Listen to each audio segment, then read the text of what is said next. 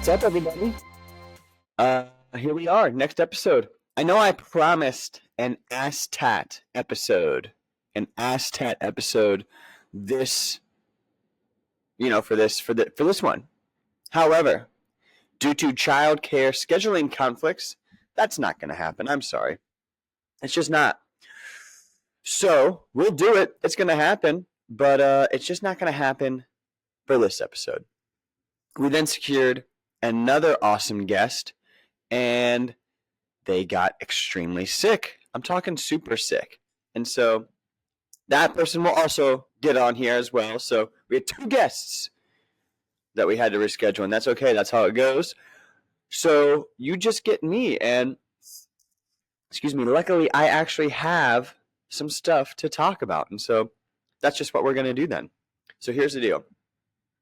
I'm just going to riff for a little while, and then we'll call it a day.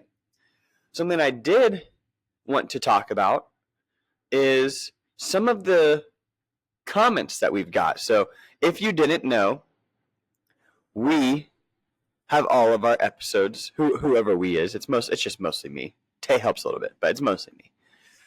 We have all our episodes up on YouTube.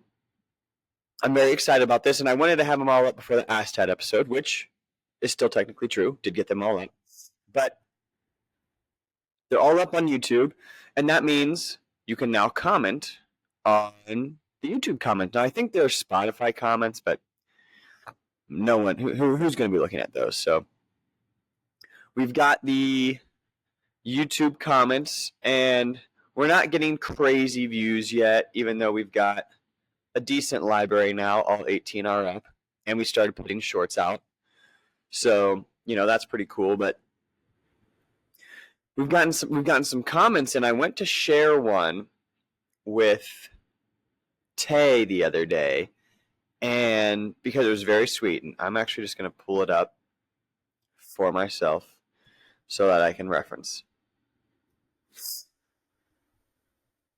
So, if we go in to my channel, and then from there, let's see, where can I go from there? Data, no. Where did I see all these?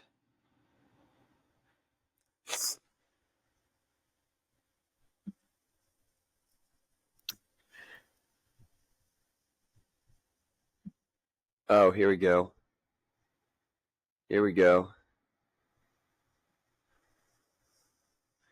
We're cooking.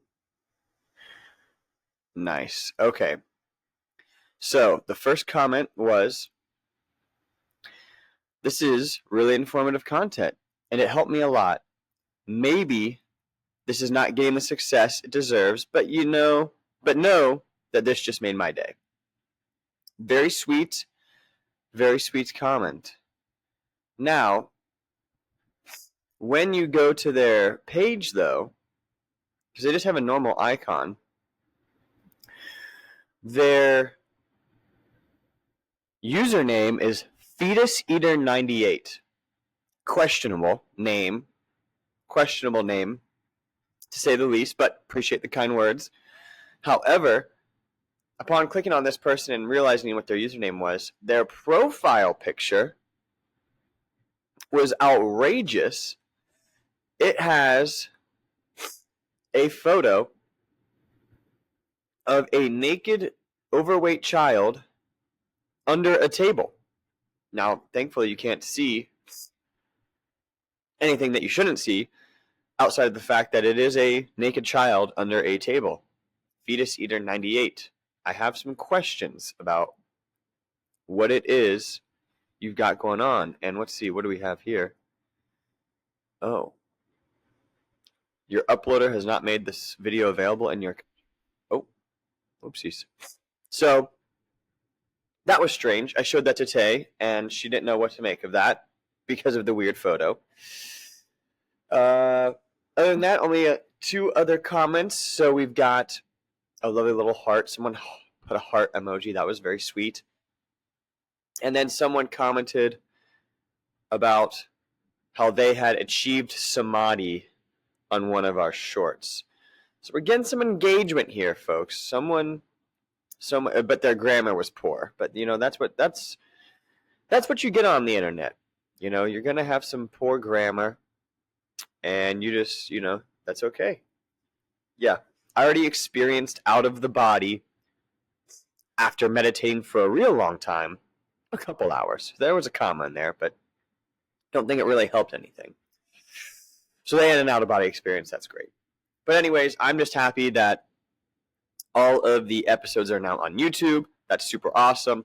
And hopefully that means we'll get some more creative production ideas as well. I mean, I know one of my buddies is going to come on here and we're going to build some Legos, which doesn't maybe sound like the most exciting thing, but I'm excited. I'm excited. And you'll get to see us. I think we're going to, well, I don't want to spoil it, so never mind. But it's going to be awesome. Now, enough with the comments. Enough with that. If we're moving on here, there's something else I want to talk about. We had a wedding that we went to on Sunday. So this is Tuesday morning. We're extra late. This is the latest we've been. Went to a wedding on Sunday. It was a beautiful wedding. Wedding of my friends Fran and Kelsey, who I was with I was there when they met. It was an awesome weekend, by the way. Halloween 2014. Awesome. And so, yeah, the wedding was beautiful. There was a couple speeches that got me tearing up. The groom, my bro, had me tearing up. And then the celebration was awesome. And anyways, on the way to that wedding, though, I expressed to Tay that I was starting to get a little bit nervous for my upcoming training program for the Arnold Pump and Run. So this Sunday coming up will be Sunday the 8th. I have a 5K. It's the Westerville Lions Rudolph 5K run /walk. I'm getting pretty excited. I'm actually leading the warm-up through Orange Theory, and then for the whole 5K, which I've done before, and then I'll be participating in said 5K. So yeah, that's coming up, and I'm going to, depending on what my time is for the 5K, whatever that time is, it's going to determine the speeds at which I train initially for my pump and run training program. So whatever I do in the race will directly determine how fast I take my workouts, if that makes sense. So yeah, the reason I guess I told Tay I was getting nervous is just because it's getting real. I haven't done a 5K for time where I was trying to do well on the road, not on a treadmill, because I have done that, but on the road since the Ohio regional, whatever my region is in Ohio, the regional meet that I did my senior year of high school. And so that would be fall of 2012. So it's been 12 years because cross-country season would have ended by now. It's been 12 years. And while I feel good about the level of endurance I've maintained and the level of speed as it relates to mid-distance races that I've maintained, it's just I haven't trained for a race, let alone just one race. It's different when you have a season and every week you're building on the practices and you kind of get the reps in for racing. That's not going to be so much the case now. There's a good chance I'll do a midpoint race just to see where I'm at, and also just to race, because racing in and of itself is a skill set and something that is beneficial if you haven't done it a lot recently, which I haven't. So there's a good chance I book a race that is about midpoint of the training just to race and get into that sort of headspace. But yeah, so a week from yesterday will be the start of the training, and I've got general outline done. I've got, and it's rather specific, but it just needs to have the times plugged in for the outdoor running workouts. And it will be outdoor because it has to be. I mean, the race itself is outdoor, and if you're not training how you're going to race, then there's no point. So I'm trying to avoid the treadmill whenever possible, because one of the things that makes road racing challenging is when you start to get tired, you start to unconsciously slow down, and that's something you have to fight against in a road race. Where on a treadmill, as long as you have the discipline to not change your speed, you can set it and forget it. You just hit the button to speed up. Yes, it's still hard, but you don't have to put any effort into maintaining the pace when you're tired, because you either do it or you fall off the back of the treadmill. So that's the advantage of the treadmill, in my opinion. You don't have to pace yourself. So luckily, I was a pretty good pacer 12 years ago. So we'll see how I do with that. But yeah, it's getting serious. It's just going to be time consuming. So I'll be training 5 days a week, hopefully. I need at least one rest day, ideally 2, but 5 days a week running, 3 days a week lifting. So 3 of those days are going to be overlap days. And the one thing I still need to iron out is, do I want to do some sort of chest bench situation 2 times a week or 3 times a week? And for those of you that don't know or forget, for the pump and run, you are weighed in that day, and then you have one shot to bench press your body weight up to 30 reps. And every repetition of those up to 30 reps is 30 seconds off of your 5K time. So the winner isn't the fastest 5K if they can only do 10 reps. It's the person who does 30 reps and does a fairly solid 5K time. And, typically that's been mid-16 something. So like a low 5, like a 5:20-ish or average or something like that mile.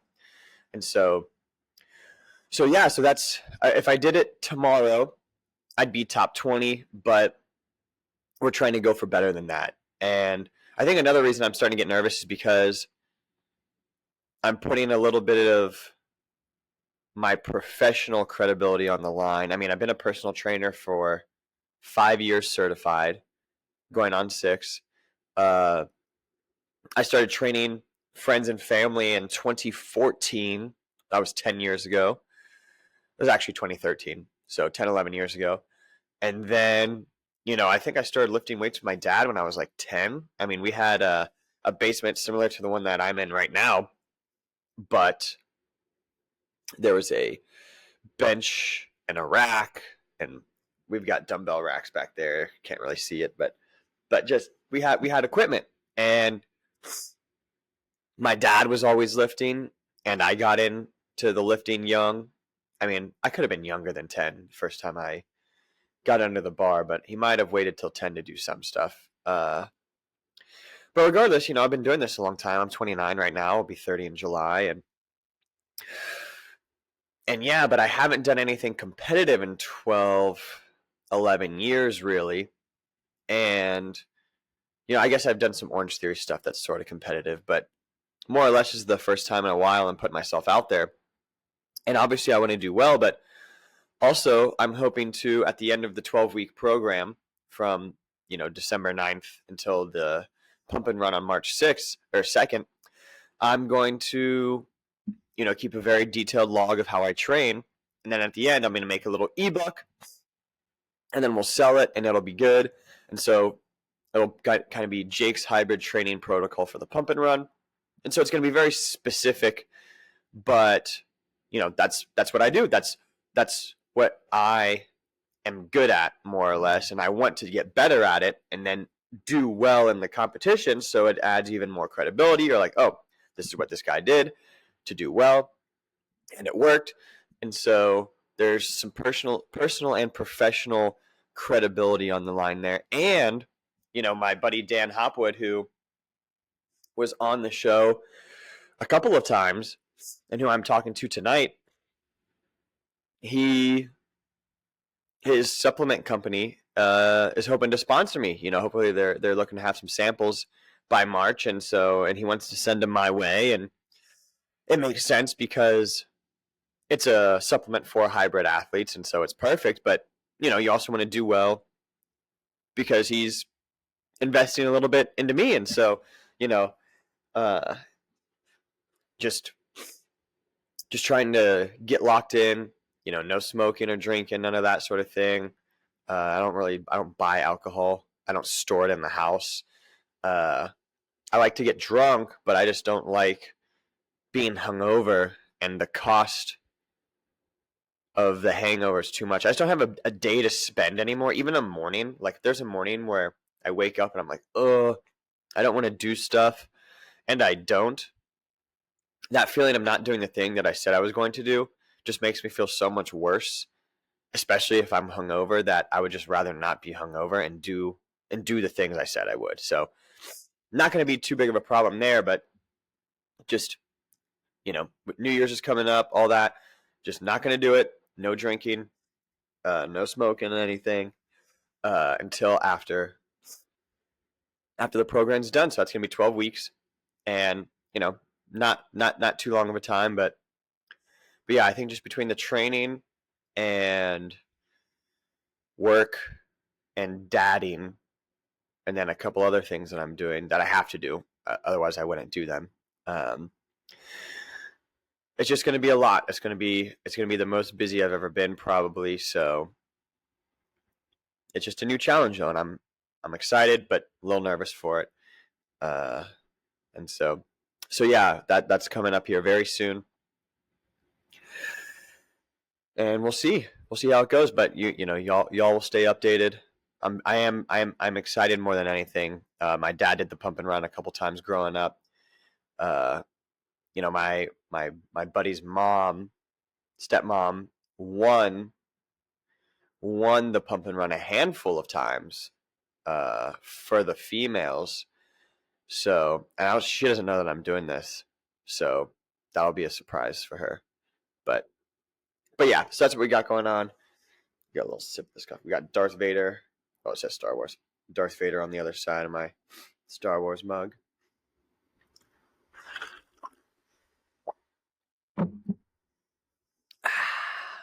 Oh yeah. So something that's been on my mind recently, and this is going to be a surprise to no one. So for those of you who know me, and I mean, if you listen to the show, you know me. For those of you who know me, I'm a big Marvel guy. I like Marvel stuff. I've got comics. I've got old comics. I've got the first four. It's called Masterworks, where basically Marvel takes their OG shit and puts it, in a volume sort of situation. I've got the first 4 volumes of the original Avengers Masterworks. Then my favorite, sort of recent, it was like 2012 to 2015, Avengers storyline is actually 2 books, The Avengers and The New Avengers, and they're both written by Jonathan Hickman. Excellent, so good. One of the best Avengers stories of all times. And I've got a handful of other things and older comics. So I've got all sorts of different stories and comics. And then obviously I'm a big movie guy, and I love the Marvel movies. I like DC stuff too, but I'm a bit more of a Marvel guy than DC. But yeah, so there's this movie coming out. The movie coming out is called Captain America: Brave New World, and it comes out, when does it come out? February something. Not overly important when it comes out, but it is somewhat relevant to, February 14th. Oh, it's a Valentine's Day movie. Go take your significant other to see Captain America. That's kind of funny. But anyways, reason I want to talk about this movie coming out is because I'm very scared. I'm very scared about this movie. And the reason I'm scared is because of a lot of reasons. There are several reasons why this movie might not be good, but it really needs to be good. And so sort of to set the scene here, so it's 2024. This movie's coming out February of 25. The last Captain America movie, Captain America Civil War, loosely based off of the Civil War comic that came out in 2006, is a banger, and it came out in 2016. And so that was 8 years ago. It'll be almost 9 years ago when this movie comes out. And 2 years after that movie came out, you had Avengers Infinity War, which is my favorite Marvel movie. It is better than Endgame. If I were to rank the Avengers movies, it would be Infinity War, the first Avengers movie, Age of Ultron, and Endgame. That might come as a shock. Endgame is awesome. It is. There are some scenes in that movie that are just so good. They pay off 10 years of stories. Hold on, we got a sneeze coming in. Whew.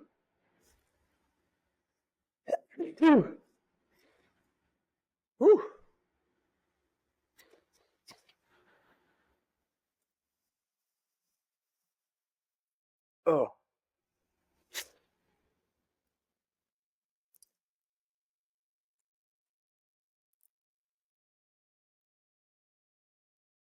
Whew. Yeah, they pay off 10 years of stories, or Endgame did at least. And it's just, there are some, like, the scene when Tony and Cap go back in time, all that stuff is just so good. To the 70s, and Cap sees Peggy, Tony talks to his dad. I love that. The last hour, the whole final battle, all that stuff is great. But there's also some stuff in Endgame that is not so great. Valkyrie as king of Asgard just never made sense to me. She sold slaves in Thor Ragnarok, and then the next movie she's in is Endgame, and at the end of that movie he makes her king of Asgard, New Asgard. Never really understood that. Fat Thor is funny sometimes, and I get what they were doing. He's so depressed after what happened. But he's also been alive for 1,200 years, and it just did. I think they did it more for a gag than actual logical character progression.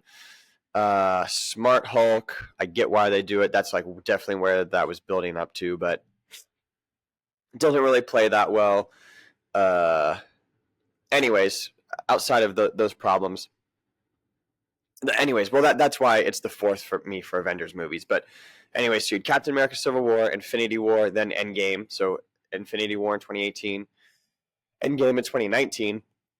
And so that's a problem because it's 2025, and this movie, we haven't seen Captain America, who's the leader of the Avengers. There's been multiple leaders, but for the sake of the MCU, you can argue Iron Man, but Cap is definitely the guy, and he's just not going to be there. He just hasn't been there. And so, at the end of Endgame, they pass the shield off to Sam Wilson, who has been Falcon. He first appeared in The Winter Soldier. In the comics, Captain America and Falcon have been boys since the 1970s. They had a comic book together, Captain America and Falcon. And yeah, Falcon's an on and off Avenger, and it's 2025, so it's 50 years of comic stuff with Captain America and Falcon. Now, at the end of the Civil War line in the comics, Captain America gets killed, quote unquote. Doesn't really happen. No one ever stays dead in comics, but Captain America gets killed, and Bucky takes his place. Again, this is 2006, 2007. And then after a while, Steve Rogers is Captain America again. Bucky just goes back to being whatever. And then in 2014, 2015, Marvel tried to do this thing called the All New, All Different Marvel, where they just changed a bunch of the characters. They killed Iron Man for a little bit, brought in this character Ironheart, who sucks. Terrible character in the comics. She was terrible in Black Panther 2.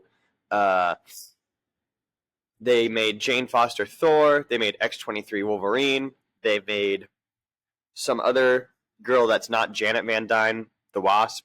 Can't remember how that worked out. Yeah, they basically just made a bunch of characters female, and then they made Sam Wilson Captain America. And it didn't do well. All their sales tanked. And anyways, that's kind of what happened. But at the end of Endgame, Steve decides to give Sam the shield, which, you know, not in the MCU, that can totally work. I think a reason people thought it was going to be Bucky is because him and Cap both come from the 1940s, and they embody that sort of old school Nazi fighting American patriotism, and so that's what they were going for. But Sam is also a pararescueman and serves in the military, so he's a patriotic guy, and so, you know, it can definitely work. When it came out, it didn't bother me at all. However, there was a show on Disney Plus, and for those of you who don't know, way less people watch the shows. They're not nearly as broad-reaching as the movies are, and in the show, it kind of follows Falcon's journey to accepting being Captain America. He gives up the shield. The government basically just makes a new Captain America, and he's kind of played off as a douchebag, but he's actually a pretty good character in the show. And he'll be in the movie The Thunderbolts, and I'm excited for that, more so than the new Captain America movie. But yeah, so this new fake Cap, and Sam sort of work together with Bucky, and, you know, at the end of the day, Sam gets a vibranium suit that looks like his comic accurate Captain America suit, which is pretty cool, and, you know, it ends up becoming Captain America by the end of the show. Now, that all sounds fine, but the execution was terrible. The show itself is okay. Like, there are some redeeming parts. The acting is all pretty solid. There is some cool action. What's his face? What is his name? Daniel Bruhl is back as Zemo from Civil War. He crushes it. I mean, there's some good parts, but the story's kind of all over the place. They kind of try and do there's a plot point where Sam can't get a bank loan from his local bank because he basically has 5 years of missing work from being blipped away in Avengers Infinity War. But it's kind of dumb because he's also a current, at the start of the show, he's like doing jobs for the U.S. military as Falcon, and they're totally would have to be paying him to do these things. And they also try and make it seem like the local banker in his hometown wouldn't know who he is when, you know, he after the Winter Soldier movie, he saves the day. A year later becomes an Avenger. He's in Avengers for a year before he has to go on the run from the law, where his face is all over the news, going on the run with Captain America. Does that for 2 years. Fights a huge battle in Wakanda, and then a huge battle in New York at the end of Endgame. Not city, but upstate New York.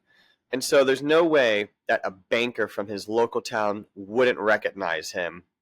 And also that he wouldn't have enough money from working for the U.S. government to get a loan for a boat or something in the show. I don't know. They just kind of make that a little far-fetched. And then they have him like get pulled over by the cops and stuff. And they kind of just go heavy with the messaging. And it's like, okay, that's fine. It's Captain America. You know, it gets a little political in the comics sometimes, and that's okay. But it was just super duper heavy-handed. I mean, this show came out in 2021, so like subtlety was out the window during that time, and it just doesn't really play well. It definitely doesn't play as well on rewatches, and also no one really watched it. And so the reason why I went into so much detail on that is because this movie coming up in February is part sequel to that show, which came out in 2021. It also is going to feature a character who's going to be the main villain, known as the Leader, who was a character in the 2008 Incredible Hulk film, back when Hulk was played by a different actor, but still in the MCU, Edward Norton. There's a character at the end of that movie who gets like irradiated blood in their forehead, and eventually just becomes this character called the Leader. That movie came out in 2008. Again, this movie's coming out in 2025. It's like 17 years later.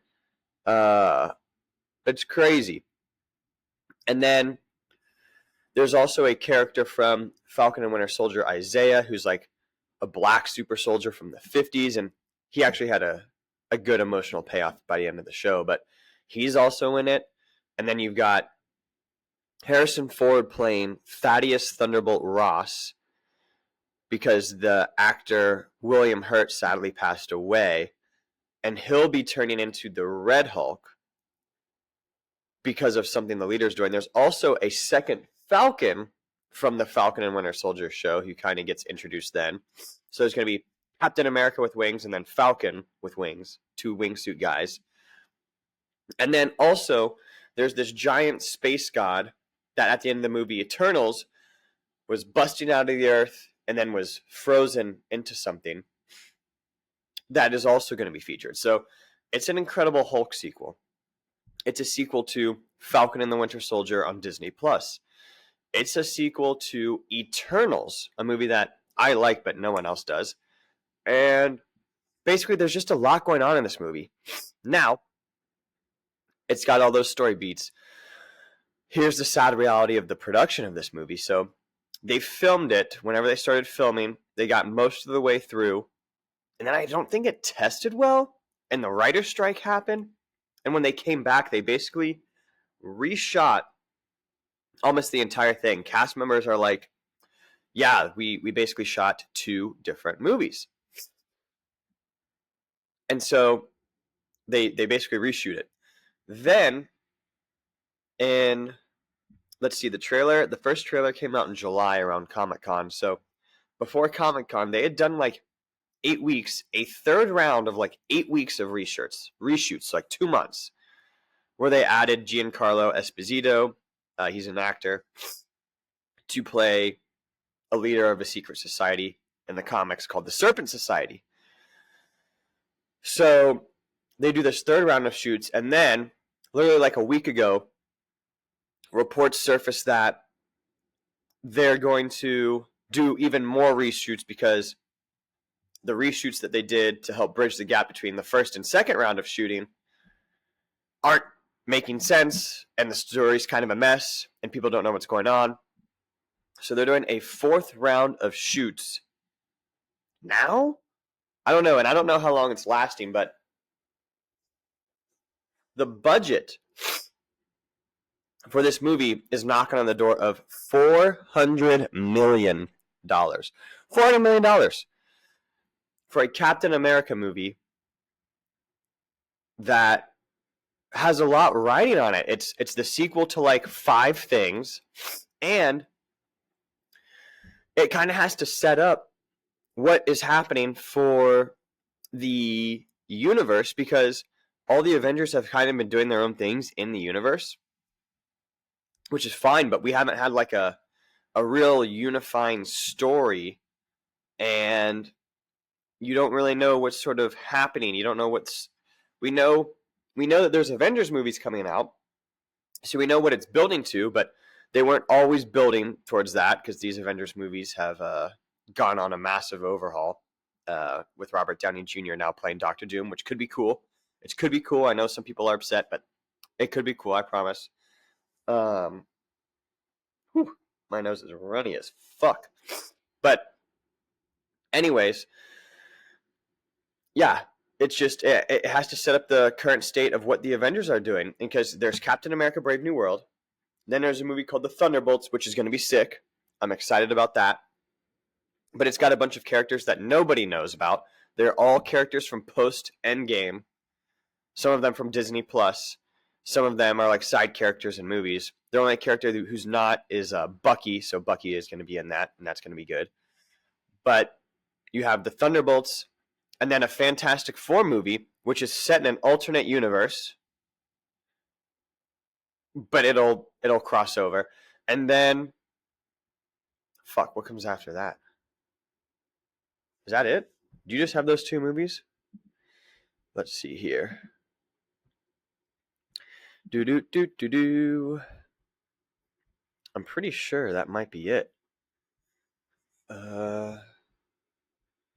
Phase 5. So, Captain America, Brave New World, Thunderbolts. Yeah, Fantastic Four, and then it's Avengers Doomsday. And so, like, you literally have two movies between Captain America, Brave New World, and the next Avengers movie. One of them is a Thunderbolts movie with characters nobody knows about, and the other is a Fantastic Four movie set in another universe.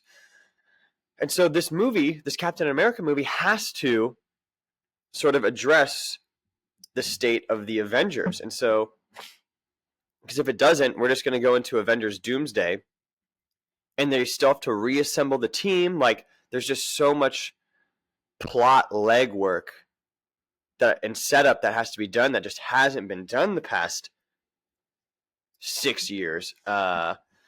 So yeah, I'm just nervous. And guys, nobody wants this Captain America film to be good more than I do. I want it to be so good. The last trailer was better. There were some cool action beats, and it got me a little excited, but I just feel like there's so much going against this movie that I just don't even know. I don't know if it can be good. I want it to be good, but will it? I just don't know. And so yeah, that's been weighing on my mind. I kind of had to get that off my chest. I'm hoping, well, my friend Sam, who works for Lucasfilms, probably can't talk about this on air because she works for Disney. So, because I want to go see this movie with someone and then talk about it on a pod. So we'll see. But anyways, I'm just nervous. I want this movie to be good. I want it mostly to be good because I want Avengers Doomsday to be good, which comes out May 1, 2026. That would be the first Avengers movie in 7 years, which is way too long. I would have been cool if they took like 4, even 5 years break, but 7 years, especially with like how unorganized the storyline is right now, with like just a bunch of shit happening and doesn't really seem to be leading up to anything that is coherent. Like that, I feel like that movie is going to have a lot to do to just set up why the Avengers haven't been a formal team for the past however long it's been. So yeah, I really want this movie to be good. So the other movies are good. People seem to like Deadpool Wolverine, but I actually had some problems with that. That was the last Marvel movie that came out. Hugh Jackman crushed it as Wolverine. Ryan Reynolds crushed it as Deadpool. It's not that. It's just this plot was terrible. There's no plot.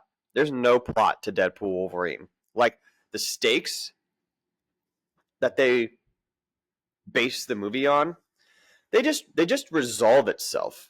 It just resolves itself at the end of the movie. They don't do anything specific to solve the problem. They're just like, yeah, and now it's fixed. Whatever you did worked.